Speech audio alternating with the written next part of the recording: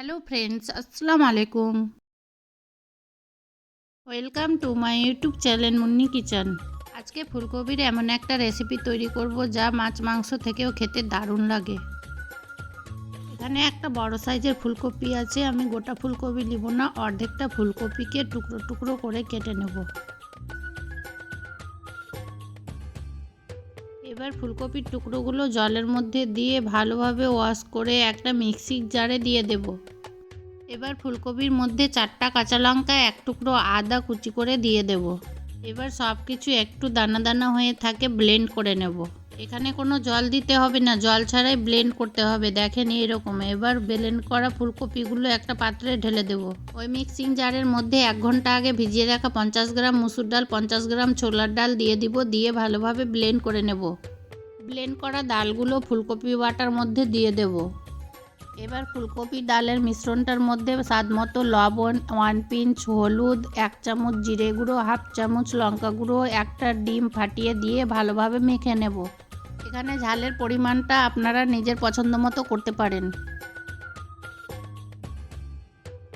এবার কড়াইয়ের মধ্যে সরিষার তেল দিয়ে তেল গরম হয়ে আসলে ফুলকপি ডালের বাটাটা চামচের সাহায্যে দিয়ে বড়ার আকারে ভেজে নেব।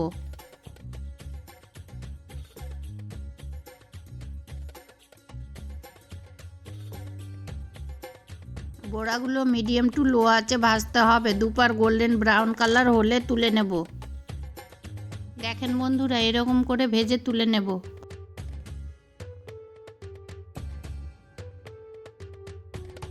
সব বড়া ভাজা হয়ে গেছে। বড়া ভাজা কড়াইয়ের মধ্যে 2 চামচ সরিষার তেল দিয়ে 2টো তেজপাতা, 1/4 চামচ কালো জিরে, 2টো শুকনো লঙ্কা ফোড়ন দিয়ে দেব।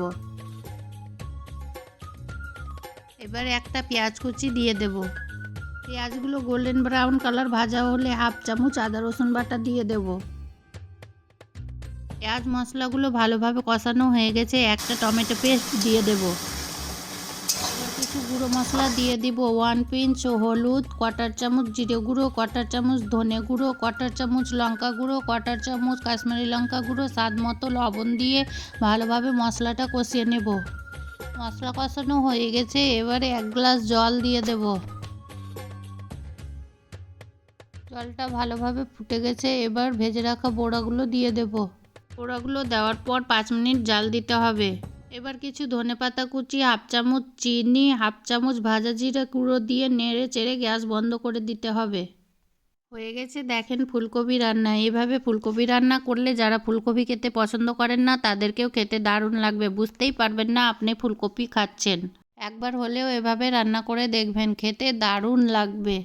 গরম গরম ভাতের সঙ্গে এই রেসিপিটি থাকলে আর কিছুই লাগে না। খেতে দারুণ হয়েছিল। আমার রেসিপিটি ভালো লাগলে আমার চ্যানেলটি সাবস্ক্রাইব করে লাইক কমেন্ট শেয়ার করে দিবেন।